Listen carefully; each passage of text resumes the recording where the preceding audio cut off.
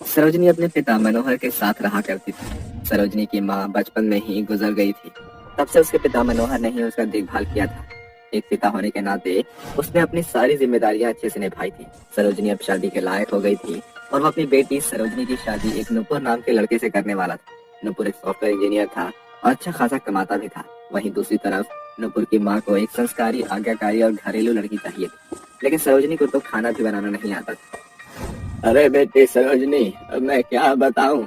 एक पिता के जितने फर्ज थे वो सब तो मैंने अदा कर दिए, लेकिन एक माँ का फर्ज मैं कभी नहीं निभा पाया।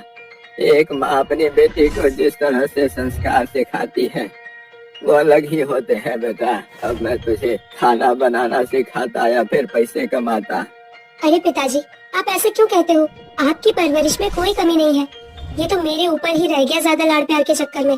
मैंने कभी रसोई में ध्यान ही नहीं दे पाई।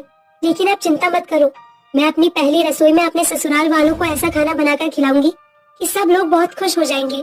लेकिन बेटा, तुम्हें तो खाना ही बनाना नहीं आता, अब तुम कैसे खाना बनाओगे?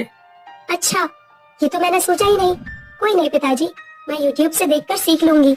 सरोजनी रसोई में पहुंचती है, जिसके बाद वो YouTube चलाकर अपनी पहली रसोई की तैयारी करने लगती है। पहली रसोई में तो मुझे कुछ मीठा बनाना होगा, इसलिए मैं हलवा बनाना सीखती हूँ। सरोजनी हलवा बनाने की कोशिश करती है, लेकिन हर बार उसका हलवा खराब हो जाता है। कभी उसके हलवे में पानी ज्यादा हो जाता है, तो कभी हलवा सूख जाता है, तो कभी हलवा जल जाता है। इतनी बार कोशिश करने के बाद भी सरोजनी एक स्वादिष्ट हलवा नहीं बना पाती, जिसके चलते सरोजनी रोने लगती है। अरे ये क्या, मुझसे तो एक हलवा भी नहीं बनाया जा रहा। अब पता नहीं मेरी सास मुझे कितना सुनाएगी। काश माँ मेरे पास होती तो मुझे हलवा बनाना सिखा देती। सरोजनी रोते हुए अपनी माँ को याद करने लगती है। तभी वहाँ ललिता की आत्मा सफेद साड़ी में प्रकट होती है।